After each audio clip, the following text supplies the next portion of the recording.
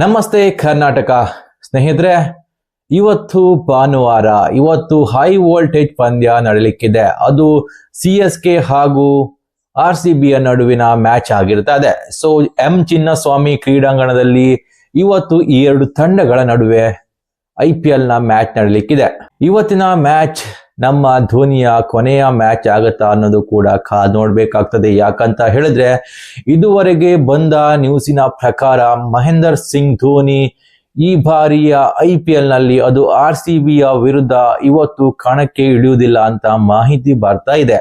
So ಒಂದು ಲೆಕ್ಕದಲ್ಲಿ ನೋಡೋದಾದ್ರೆ ಕಳೆದ ಬಾರಿ ನಡೆದಂತಹ RCB ಯೊಂದಿಗಿನ ಮ್ಯಾಚ್ MS ಧೋನಿಯ ಕೊನೆಯ ಮ್ಯಾಚ್ ಆಗಿರ್ತದೆ, ಅದು RCB ಜೊತೆಗೆ ಅಂತ ಹೇಳಲಾಗ್ತಾ ಇದೆ.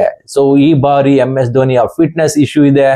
ಅವರು ಈ ಬಾರಿಯ IPL ನಲ್ಲಿ ಪೂರ್ಣಾವಧಿಯವರೆಗೂ ಆಡ್ತಾರ ಅನ್ನೋದು ಕೂಡ ಅನುಮಾನವಾಗಿದೆ. ಯಾಕಂತ ಹೇಳಿದ್ರೆ ಇವಾಗಲೇ ಧೋನಿ 2 ಮ್ಯಾಚ್ಗಳನ್ನು ಮಿಸ್ ಮಾಡ್ಕೊಂಡಿದ್ದಾರೆ.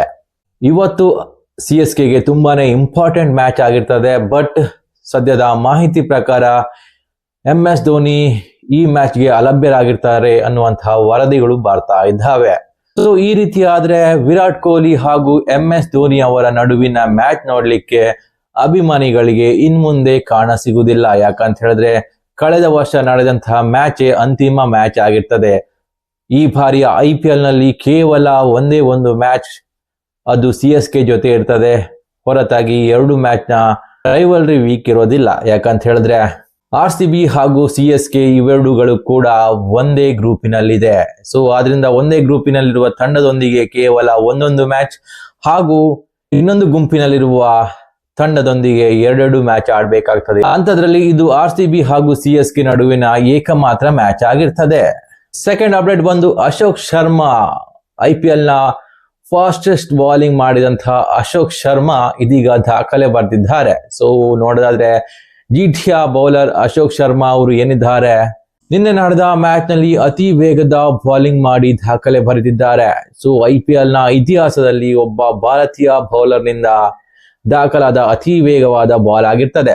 154 ವೇಗದಲ್ಲಿ ಎಸೆದಂತಹ ಈ ಬಾಲ್ ಹಲವು ದಾಖಲೆಗಳನ್ನು ಮುರಿಯುತ್ತದೆ. ಸೊ ಇದು ಬಂದಿದ್ದು ನಮ್ಮ ಡೊಮೆಸ್ಟಿಕ್ ಪ್ಲೇಯರ್ ನಿಂದ ಆಗಿರ್ತದೆ. ಸೊ ಅಶೋಕ್ ಶರ್ಮಾ ನೋಡಿದ್ರೆ ಈ ಬಾರಿ ಉತ್ತಮ ಬೌಲಿಂಗ್ ಮಾಡ್ತಾ ಇದ್ರು. ಹಿಂದಿನ ಬಾರಿ RR ಪರ ಕೇವಲ ನೆಟ್ ಬಾಲರ್ ಆಗಿ ಯೂಸ್ ಆಗಿದ್ರು. ಬಟ್ ಅವರಿಗೆ ಯಾವುದೇ ರೀತಿಯಾದಂತಹ ಕಾಂಟ್ಯಾಕ್ಟ್ ಕೂಡ ಸಿಕ್ಕಿರ್ಲಿಲ್ಲ. ಬಟ್ ಇವಾಗ IPL ನಲ್ಲಿ ಆಡುವ ಅವಕಾಶ ಸಿಕ್ಕಿದೆ. ಆ ಕಾರಣದಿಂದಾಗಿ ಅವರ ಟ್ಯಾಲೆಂಟ್ ಏನಂತ ನಮ್ಗೆ ಅರ್ಥ ಆಗ್ತಾ ಇದೆ. ಸೊ ನೋಡೋದಾದ್ರೆ ಇದು ಒಬ್ಬ ಭಾರತೀಯನಿಂದ IPL ನಲ್ಲಿ ನಡೆದ ಒಂದು ದಾಖಲೆ ಆಗಿರ್ತದೆ. ಅದು ಅತಿ ವೇಗದ ಬಾಲ್ ಎಸೆತು.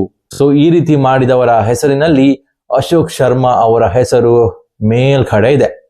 ಸೊ ಇದು ಯಾವ ಇಂಟರ್ನ್ಯಾಷನಲ್ ಬೌಲರ್ ನಿಂದ ಬಂದಿರುವಂತಹ ಬಾಲ್ ಆಗಿರೋದಿಲ್ಲ. ಇದು ಒಬ್ಬ ಡೊಮೆಸ್ಟಿಕ್ ನ ಪ್ಲೇಯರ್ ನಿಂದ ಎಸೆದಂತಹ ಅತಿ ವೇಗದ ಬಾಲ್ ಆಗಿರ್ತದೆ.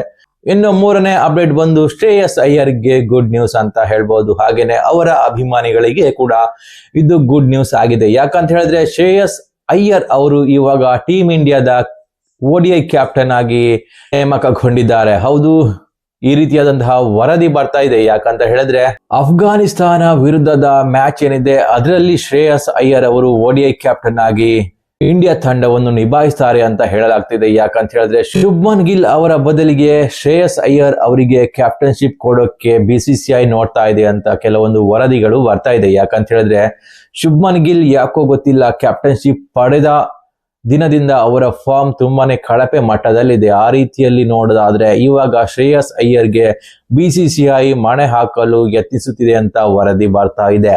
ಯಾಕೋ ಗೊತ್ತಿಲ್ಲ, ಶುಭ್ಮನ್ ಗಿಲ್ ಅವರಿಗೆ ಸಡನ್ ಆಗಿ ಕ್ಯಾಪ್ಟನ್ಸಿ ಕೊಟ್ಟಿದ್ರು. ಶ್ರೇಯಸ್ ಅಯ್ಯರ್, KL ರಾಹುಲ್, ರಿಷಬ್ ಪಂತರಂತಹ ಪ್ಲೇಯರ್ ಗಳನ್ನು ಬದಿಗಿಟ್ಟು ವೈಟ್ ಬಾಲ್ ಕ್ರಿಕೆಟ್ ನಲ್ಲಿ ಶುಭ್ಮನ್ ಗಿಲ್ ಅವರಿಗೆ ಕ್ಯಾಪ್ಟನ್ಸಿ ಕೊಟ್ಟಿದ್ರು. ಬಟ್ ಇವಾಗಿನ ಕೆಲವೊಂದು ವರದಿಗಳ ಪ್ರಕಾರ ಶ್ರೇಯಸ್ ಅಯ್ಯರ್ ಅವರಿಗೆ ಕ್ಯಾಪ್ಟನ್ಸಿ ಪಟ್ಟ ಕೊಡೋಕೆ BCCI ಚಿಂತನೆ ನಡೆಸ್ತಾ ಇದೆ ಅಂತ ಕೇಳಿ ಬರ್ತಾ ಇದೆ.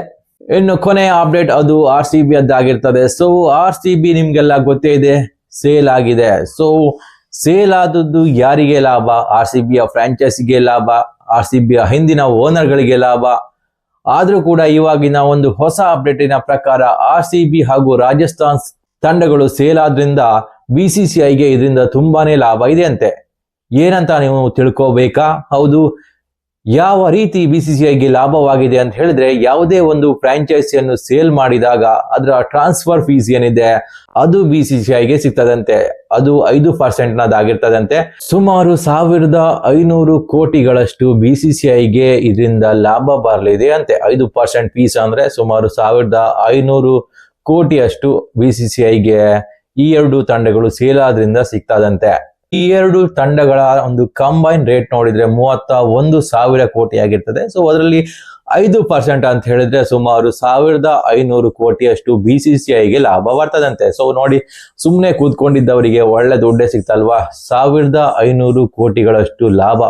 ಅಷ್ಟರ ಮಟ್ಟಿಗೆ ಈ ಎರಡು ತಂಡಗಳು ಸೇಲ್ ಆದ್ರಿಂದ BCCIಗೆ ಲಾಭವಾಗಿದೆ ಅಂತೆ. ಸೊ ಈ ರೀತಿಯಾದಂತಹ ಅಪ್ಡೇಟ್ ಬರ್ತಿದೆ. ಒಂದರ್ಥದಲ್ಲಿ BCCI ಮಾಲ್ ಆಗಿದೆ. ಒಂದ್ ವೇಳೆ ನಿಮ್ಗೆ ಈ ಮಾಹಿತಿ ಇಷ್ಟವಾದ್ರೆ ಲೈಕ್ ಮಾಡಿ, ಸಬ್ಸ್ಕ್ರೈಬ್ ಮಾಡಿ. ನಮಸ್ಕಾರ.